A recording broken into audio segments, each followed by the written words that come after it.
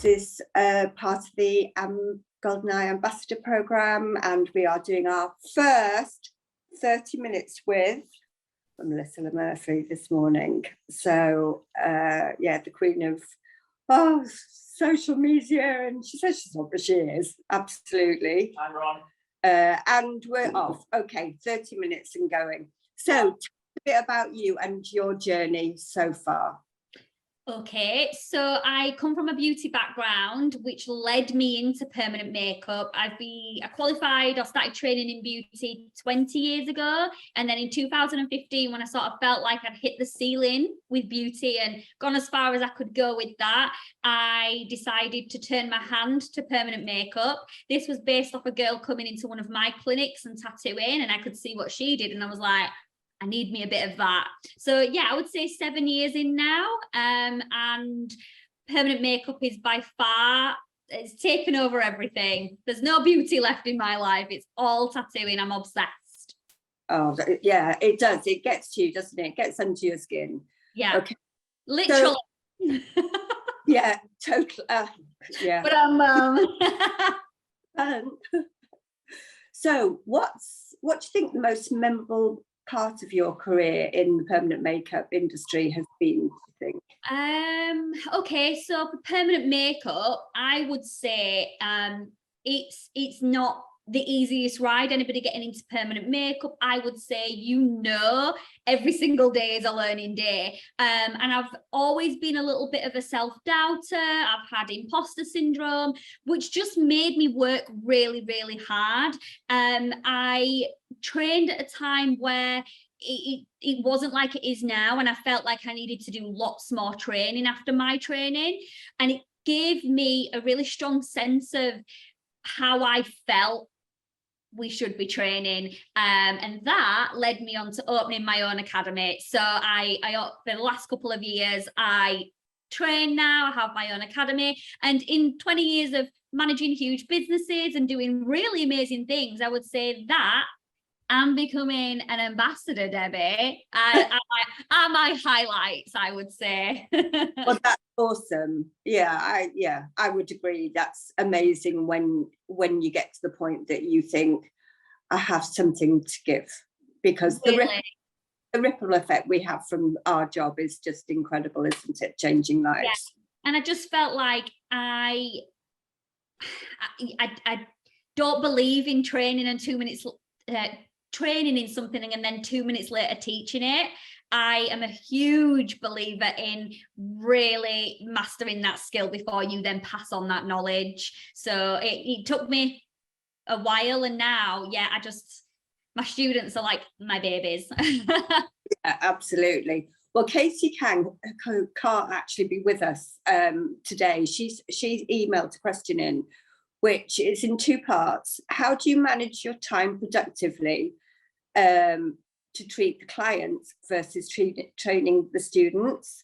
And the second part is, how have you arranged your lesson plan and treatments during the year?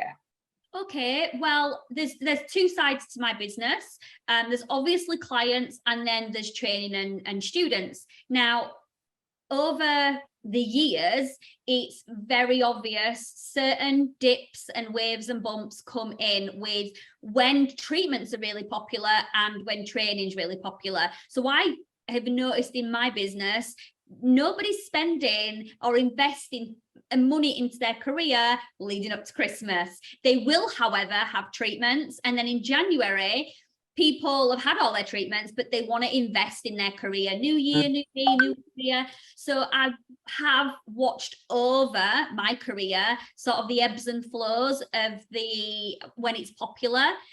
So I try and not be reactive. I try and be proactive. So I plan quite far ahead in time.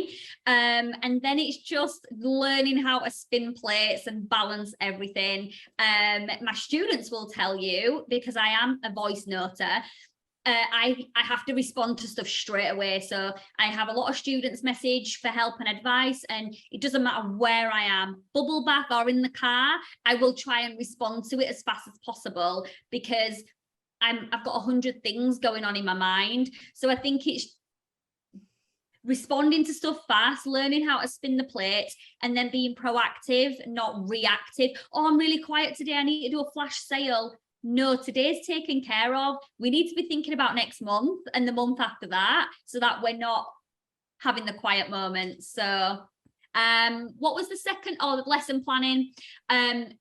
Just trial and error. So with lesson plans, I have a formula that I put in place, and then I change it constantly because I think something works great, and then we do it, and then I'm like, oh, we could have done that better. So I went from doing a day of models on training, and now I've tried to split it up so it's digesting it. So I don't think there's really an answer to that one. It's constantly evaluating your business and then putting things in place to make it better.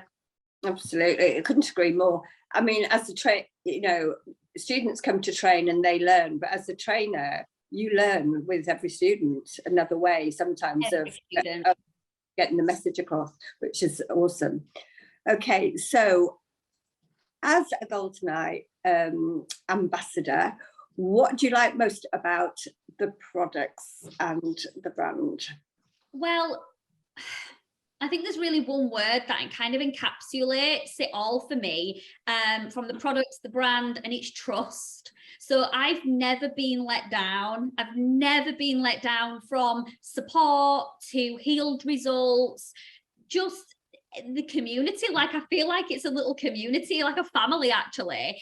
And I've never been let down. I have used other products, I've used other pigments, and I've been let down. I've lost trust in products, healed results, and ultimately that's the end goal, isn't it? That we get gorgeous healed results, that we're using products that are safe, effective, ethical, products and people that we trust. And aside from the products, it's been the support. So I don't think there is another company out there that offers this level of support that you get from even just using the products.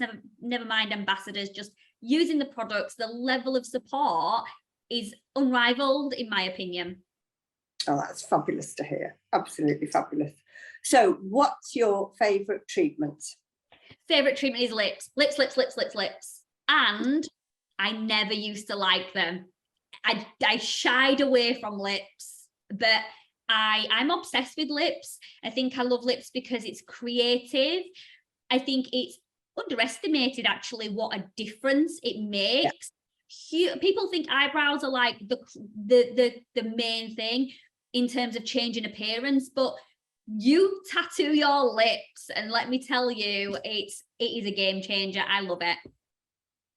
So have you got favorite colour lips?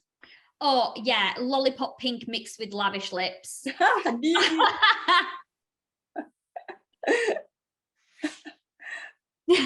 Mine. It's my go-to mix. It suits everybody. You can put more lollipop pink in and less lavish lips, or Kiss Royale is a good one.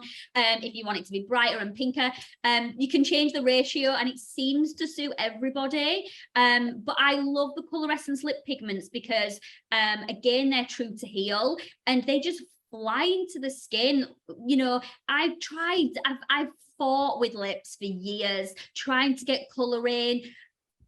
Colorescence lip pigments, lashings of push, and choosing the needle which is appropriate for the canvas and the result that you're wanting to achieve. And it just flies in. And who would be stupid to like ever use anything that anything else?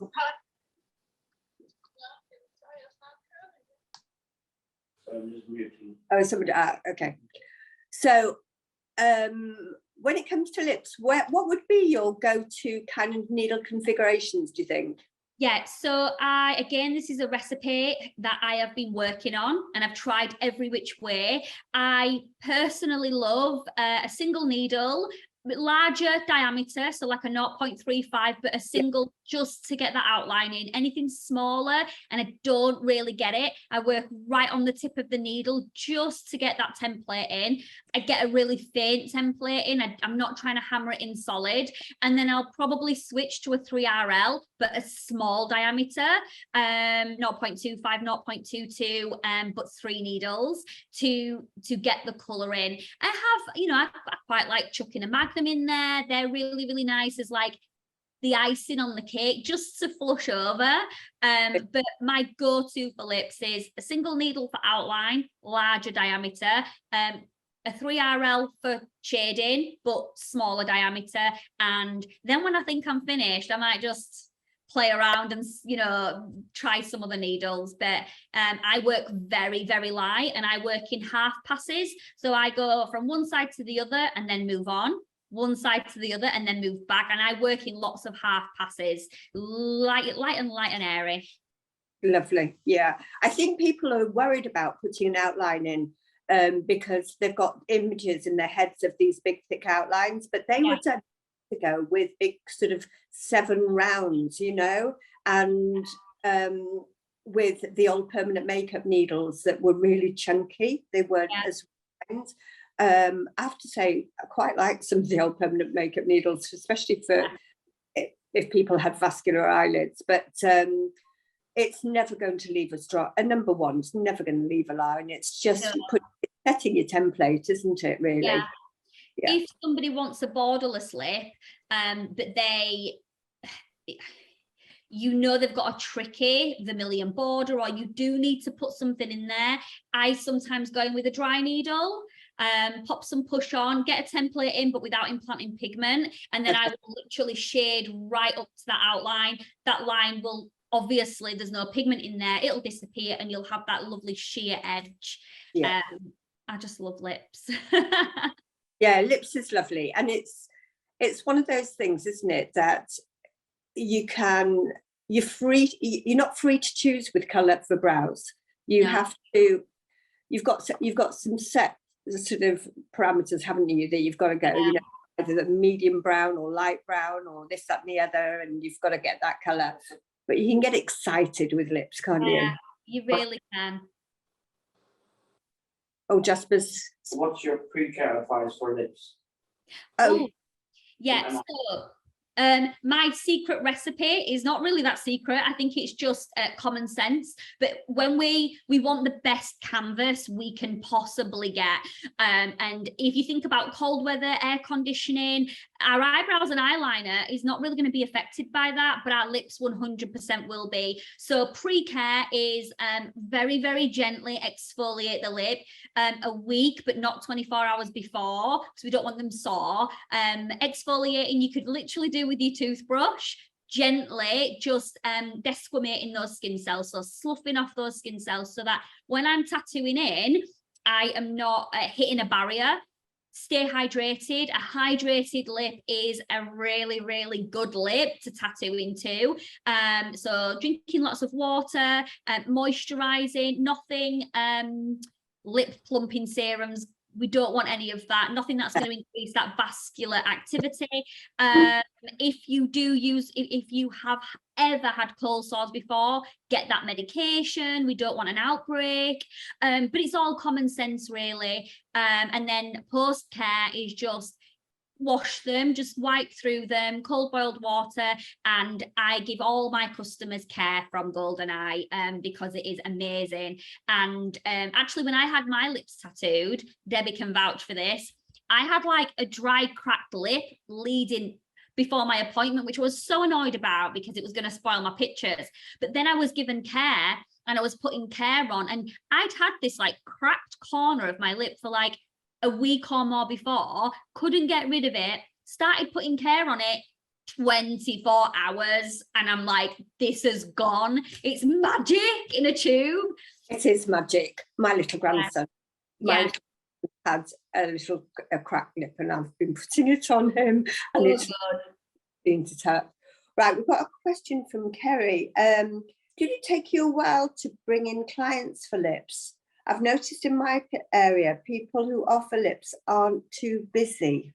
Yeah, so so this is a very classic case of if you post it, you will get the appointments. So when I'm not posting, I'm not getting lip clients. If I post a picture, and it has to be a good one, in good lighting, at the right angle, but if I post about it and I'm talking about it, the inquiries come because you drop the seed, or you sort of make people think about it when they wouldn't have. So yes, I got no inquiries for lips because I didn't like doing them and I was scared. But my approach, if I'm ever nervous about anything, is to dive into it and push myself. So yeah, I was quite quiet with lips because I was scared of them, but then I overcame that, put my big girl pants on, pushed into it, and then if I talk about it and I post about it, everybody wants it. And I'm talking about it in the clinic, I'm talking about it to all my clients who come through for other things, and I'm always sort of saying, look at mine. And I think if you've had it done and you absolutely love it, then 15-minute warning, then you will sell your service. Absolutely. I think it's all about upselling as well while you're working. So while you're working on something, you can say, oh, do you know what? A lash enhancement on you would just look lovely. And throw it in and show you what it would look like. And have you thought about lips and things? You know, it's great. I tell you, I don't know if you agree with me on this one, but definitely 100% agree with you get what you post. 100%. 100%. But I found after we reopened from COVID, and there were still a lot of restrictions where you had to wear masks when you went into a restaurant and you sat down at the table, people couldn't wear their lipstick because it would get all over the mask and go all over their face. I did so many lips. With all the mask wearing. So absolutely. People wanted to go out. They wanted to go out and have fun. And then but they were still had to wear the masks. So and that get your mask off and your lipstick would be all on the inside of it. And on your face. Oh, don't want to think about those times. No, I know. But we don't know whether any restrictions will come back in or anything, do we? I mean, it's a bit, we've got to live with it now, but yeah. So your advice for that is you post what you get. 100%, yeah. I mean, I will post about like hotel chocolate velvetizers, and I'm like so ridiculously giddy about making hot chocolate that everyone's going out and buying these hot chocolate things because I'm ecstatic about it. And if we are influenced that way, I'm not an influencer, but you know, we're influenced. So if you started telling me, oh my God, you have to go to Mint Velvet, they sell the best jumpers. If you don't know I'm going to Mint Velvet the next time I go shopping. So, you know, like it is that. And I'm like naturally just like super enthusiastic. I can't fake it. So if I am not talking about it, it's because I'm not enjoying it or I'm not loving. And I think that, well, I hope that people think that when I'm getting giddy about something, it's genuine. I think just having that genuine passion about what you're doing you are your own selling tool, really. Yeah. I think you've got to be passionate about this, because if you just come into this job thinking you're going to earn money, you're just going to fail. The money is, you're just getting paid for making people feel better. I mean, it's just got to be the best job in the world sometimes. But anyway, not about me, about you. Emma Hunter said, Push is my favourite product. Yes, God. Team Push. But can you talk to us through how and when you use it? Right. I'm rolling up my sleeves. It would be quicker to tell you when you can't use this product. It is amazing. So I'll be as fast as I can because I don't have long. Push is really, really nice for literally pushing pigment in, but keeping the skin very happy. Sometimes you'll be tattooing away and you're visualizing the skin change and it's telling you it's a bit unhappy. When I put Push on, it makes the skin happier. It soothes, it calms. I like it on lips. Here we go about lips again, but under my needle as a glide. So some people's lips I don't overstretch, I more support, and the lip is bouncy. And sometimes, depending on the skin and the needles can snag, and just a very fine coat of push on the lip and the needle glides. Eyeliner is messy, and I put push on and I clean it all away, and it stops all that rubbing. It's really nice on the lash line.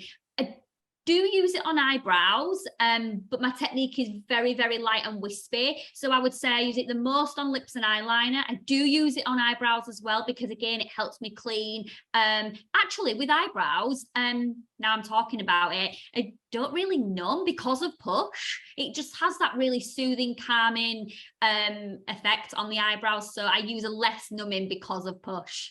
Yeah, but yeah, we could talk about it all day. Yeah, it definitely, even though it's not an anaesthetic, it definitely prolongs the effect of the anaesthetic, you know, because it's keeping the integrity of the skin in better condition. I always just put a little bit of numbing on after doing a pass on a brow, then I put push, then I go to the other one, and but only a tiny bit, and that it's just, you don't need a lot of it. No. I also think one thing that I do like is, because of the menthol and the cooling agent, when I use it, my clients will say, what are you using there? They recognize I'm putting a product on. And I think when you're charging for your services, and you know, obviously the value is in what they're getting, but I think as a consumer, for you to be able to say you use the best quality products, and then they know that you're not just tattooing away, but you're actually using something during the treatment for them. I think that's just a really good thing for the consumer to think, God, you know, she uses all these lovely things. Absolutely. Sorry, I'm looking at No. Sorry, just was talk to me. What do you wanted me to do? Question. Oh, Amanda. do you pre-numb, secondary numb when doing lips? Oh, sorry, I've tapped something. Can you hear me? Yeah. Yes. Yeah. So I do a secondary numb, but I am I'm sparingly with it. I do like to numb, and I like something that will occlude the area, so like push the blood away, because that limits the swelling. I do more so use pre-numb. I like to keep the client comfortable beforehand. I tried not pre-numbing with lips. I don't pre-numb with eyebrows. I tried with lips, but what I found was, psychologically, I was aware they might be feeling it, so then my pressure came off, and I just want to get the template in. So I was pre-numbing, getting that template in, and then I can just be light and feathery. I do use a bit of secondary as well. I don't go overboard with it, because it can make the skin tough, and then it's rubbery. Yeah, that's it. You see, a lot of numbing will just toughen the skin, and then but once you've broken that skin, and you're in, aren't you? So yeah. Hold on. We've got another question. Keep them coming. How do I secure that the color doesn't turn blue? Oh, how do you? Ebony cream. Oh, say that again. How do you secure that the color doesn't turn blue? Oh, we're talking about the ebony queen color. Yes, that's given as an example. Oh, right. So this will be to do with cool colors, won't it? Yeah. So I think I heard that right. How do we prevent ebony queen from turning blue? Was that the question? Well, all colors in general, but especially that one. Yes, that one. Well, personally, I never just use cool on its own. I don't just use a cool mix. I always add my insurance. My insurance is warmth. And I feel like even if ebony queen is my go-to, I'm adding something in there. It might be a hot chocolate, it might be dark redwood. I'm adding my insurance. We know that everybody's undertone is cool, but we don't know how cool. So no matter what, I'm either working a neutral or a neutral warm mix, because I know when it heals, it's going to cool off. And I work very, very light. I don't implant too deep, and I don't oversaturate. So I think if you add your insurance, you warm, you work nice and light and layer up over time, and don't, oversaturate, that's not going to happen. Yeah. Definitely too deep as well. Oh, yeah, keep it light. too deep, and even if you get your colour mix right, it's just going to go cool. But yeah, I wouldn't use any cool colour alone. No, No, and never. I like the fact you call it insurance. That's It's good. my insurance. Get on a jail free card. Yeah, Very much. it is. Yeah, she says thank you. So that's great. Welcome. Yeah, I think. Right. Have we got any other questions? Oh, how did you hear about Goldeneye?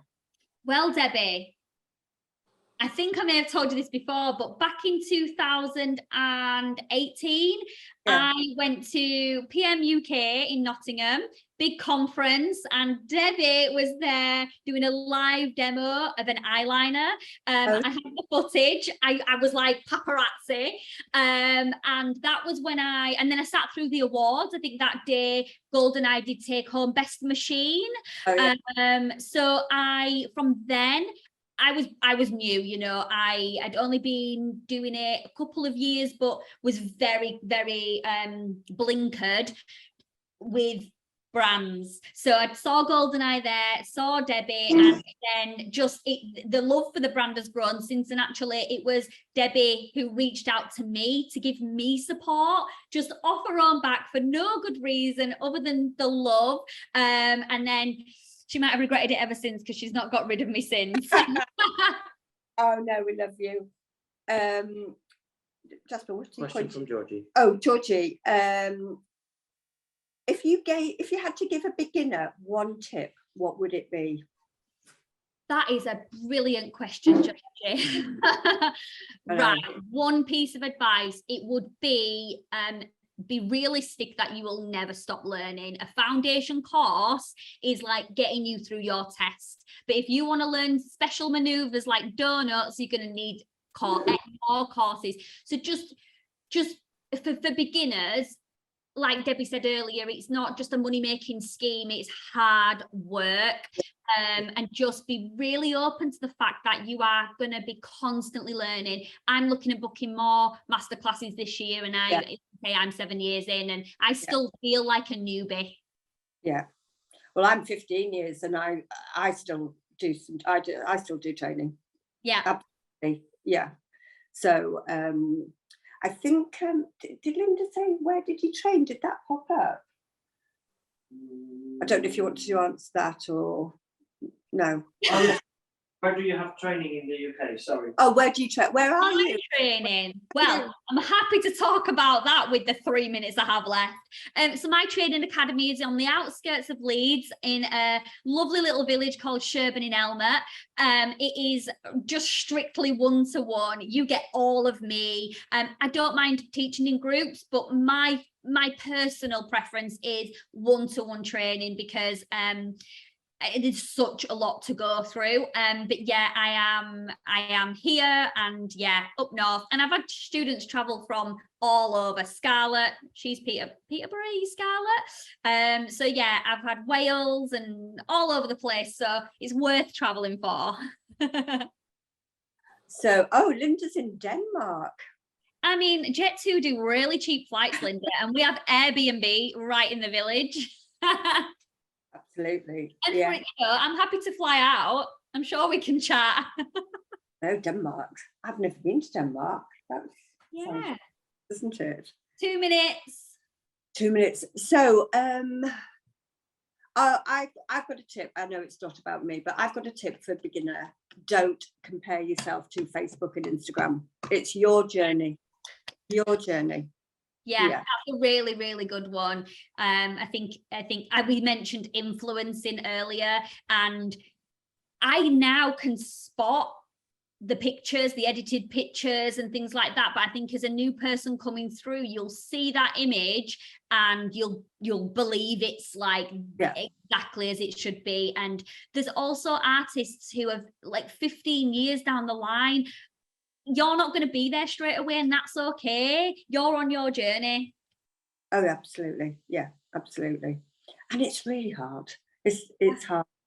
But I think another thing is you've got to be your own best friend during this, because you can do 9 good things and have one off day, and and you focus on that one off day. We all do it, don't we? We beat ourselves up, we get a massive stick and start walloping ourselves.